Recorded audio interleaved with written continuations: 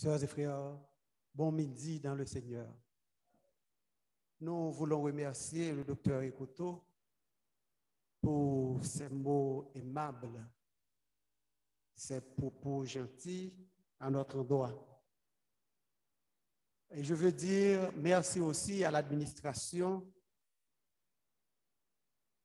qui a jugé bon de faire choix de nous pour prendre part à cette grande œuvre que vous êtes en train de construire au cours de cette période. Donc, nous disons merci à chacun de vous. Puisse le Seigneur consolider le travail que vous êtes en train de faire.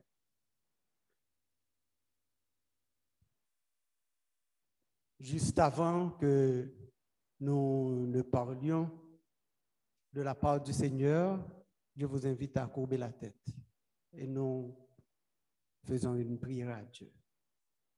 Céleste Père, humblement, nous nous inclinons à tes pieds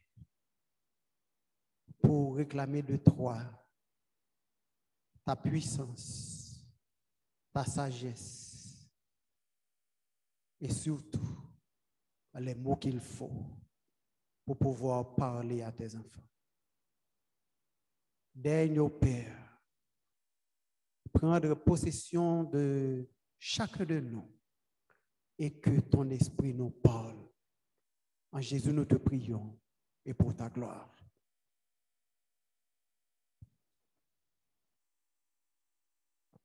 I will go. J'irai, ou dans notre langue maternelle, moi praler. C'est le thème du nouveau quinquennat de l'Église mondiale. J'entends par Église mondiale toutes les entités, toutes les composantes, l'Église adventiste du 7e jour, dont l'UNA fait partie. Depuis vendredi soir, l'UNA ainsi que ses institutions sont sur pied de guerre, œuvrant dans l'élaboration d'un plan stratégique pour les 5 prochaines années. Je me découvre devant l'engouement des membres de l'administration et de tout le personnel et je tiens à les féliciter pour les sacrifices qu'ils ont consentis en mettant tout en œuvre dans le but de doter l'institution de ce document combien important pour son développement. Avec détermination, j'irai, tel est le thème retenu par l'administration de l'UNA pour ce nouveau quinquennat. Et selon le Robert, dans notre contexte, la détermination, c'est l'attitude d'une personne qui agit sans hésitation selon les décisions qu'elle a prises. La détermination, c'est l'attitude d'une personne qui agit sans hésitation selon les décisions qu'elle a prises. Donc, il y a l'idée ici de fermeté, l'idée de ténacité. Excusez-moi, de ténacité. En d'autres termes, avec détermination, j'irai, revient à dire, en dépit des difficultés, malgré les circonstances défavorables, malgré les obstacles que je rencontrerai, je décide fermement d'avancer.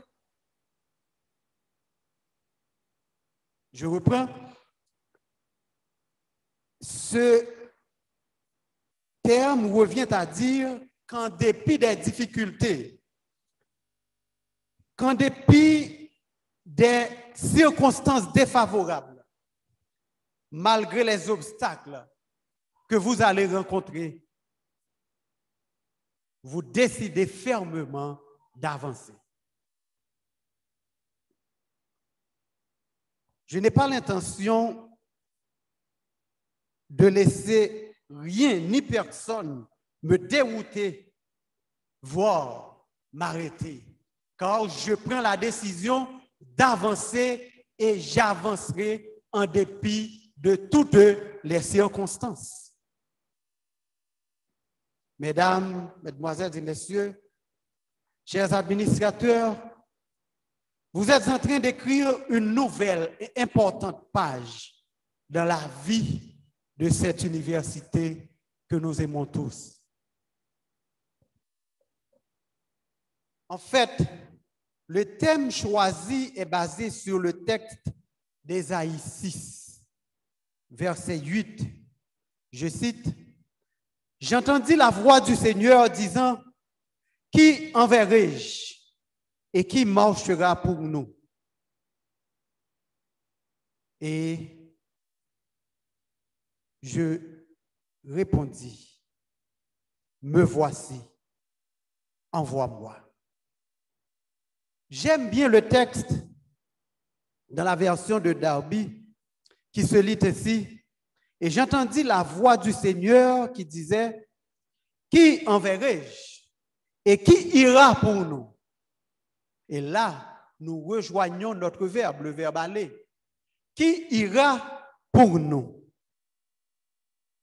Et je dis, « Me voici, envoie-moi. » Notre verset décrit la réponse affirmative d'Ésaïe à la demande de Dieu en s'engageant immédiatement et volontairement à proclamer un message envoyé du ciel pour le peuple d'Israël.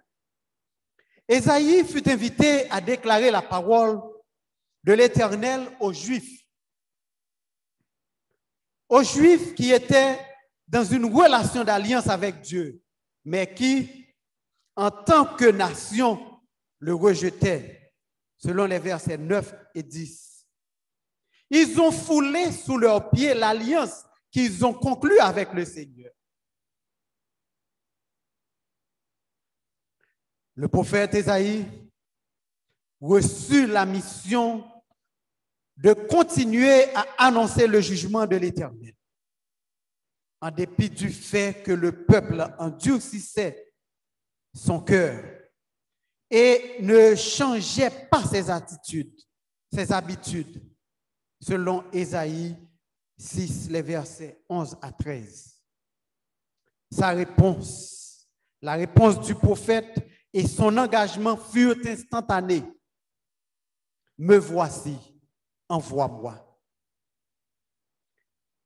C'est dire qu'il était prêt pour la mission, en dépit de toutes les difficultés qu'il aurait à rencontrer sur son chemin. Il faut remarquer que dans l'appel du Seigneur, les verbes utilisés sont au futur. Qui enverrai-je et qui ira pour moi? Les verbes sont au futur. Mais notons que la réponse du prophète, la réponse d'Ésaïe est au présent et de manière instantanée. Il a dit, « Me voici, envoie-moi. » C'est dire qu'Ésaïe était prêt. Il était prêt pour aller, pour s'engager dans la mission. Il était prêt. Il a répondu instantanément à l'appel du Seigneur. D'une manière similaire, par l'intermédiaire de Christ, Dieu a envoyé un message de la grâce et une invitation aux humbles d'esprit d'Israël à accepter le privilège de devenir des disciples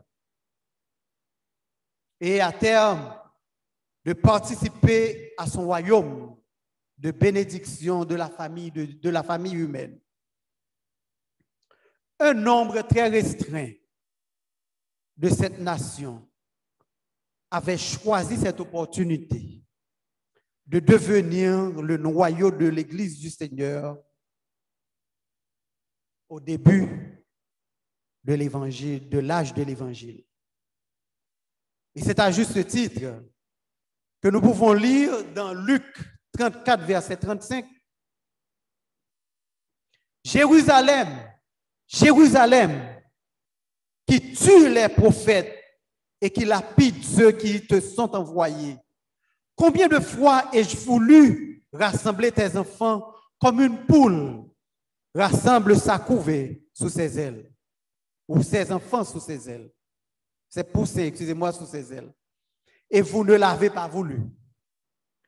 Voici, votre maison vous sera laissée, mais je vous le dis, vous ne me verrez plus jusqu'à ce que vous disiez, béni soit celui qui vient au nom du Seigneur. Luc 13, versets 34 et 35.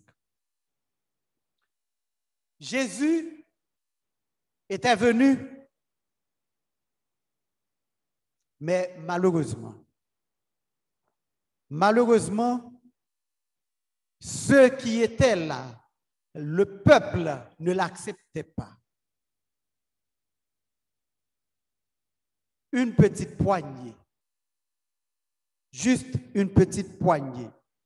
Et si vous regardez dans le texte qu'on a lu pour vous tout à l'heure, au verset 13, il est dit,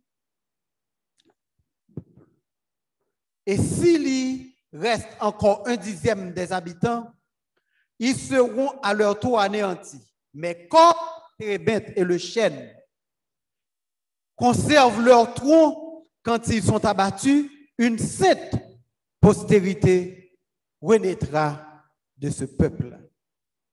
Donc Dieu sait qu'il y a un reste, un petit groupe, il y a une poignée qui restera fidèle à la mission.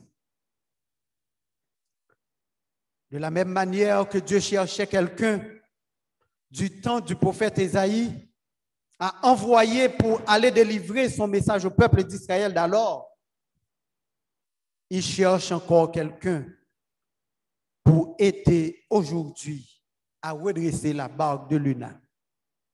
Dieu cherche aujourd'hui des employés dévoués, capables de mettre la main pour aider l'UNA à prendre l'autoroute de développement.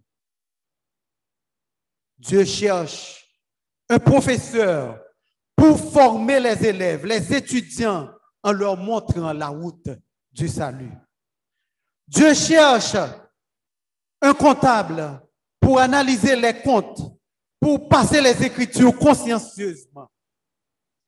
Dieu cherche aujourd'hui un doyen pour diriger chaque faculté, tout en sachant qu'il doit s'intégrer dans l'ère du changement. Je dois vous avouer que les obstacles ne manquent ni ne manqueront pas. Mais ne vous arrêtez pas. Il faut quand même avancer. Hier, j'ai entendu Dr. Ruth Edmond parler de ceux qui vont s'opposer au changement dans son exposé. Il y en a même qui iront jusqu'à entraîner d'autres, disait-elle, dans cette opposition. Il y en a qui vont se dresser en obstacle. Il y en a d'autres aussi qui vont dresser des obstacles à la mission, comme Sambala, comme des Sambala, des Tobija. À Dieu ne plaise que ce ne soit aucun de vous, car chacun aura à rendre compte devant le Seigneur. Chères sœurs, chers frères, membres de la famille de l'UNA, chers employés, avec une vision qui consiste à atteindre chaque cœur, chaque élève, chaque étudiant, chaque membre de la communauté, je vous invite en ce midi, membres de la famille de l'UNA, à servir la mission de l'UNA durant ce quinquennat avec détermination. Et comme le thème de ce quinquennat choisi par l'administration, disant avec détermination, j'irai, prenez votre détermination et allez-y. Que Dieu vous bénisse.